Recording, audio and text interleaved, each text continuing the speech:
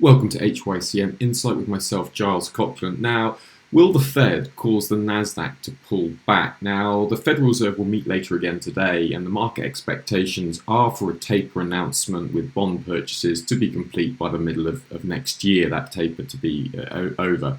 Now, the focus is going to be very much on the tone and forward guidance of the Fed as the market really tries to interpret what the Fed will and will not do about rising inflation. Now, interestingly, the RBA did meet earlier this week. They did announce an end to their April 2024 bond yield target, and accepted rates could rise before 2024 and 2023, but still the Australian dollar sold off initially.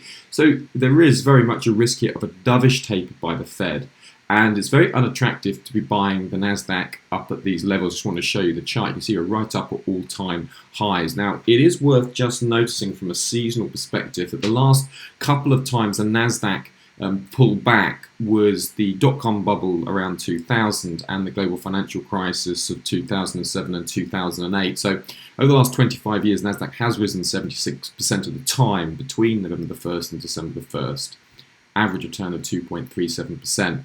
Largest gain 98, and that was a 15.06% rise. Largest loss again here, 2000 dot-com bubble, where it registered a minus 20.94% loss. So just look out for any Fed policy that causes the Nasdaq to pull back if they show any major worries about inflation, bringing forward either the completion of bond tapering or interest rate hikes. That could cause the Nasdaq to dip.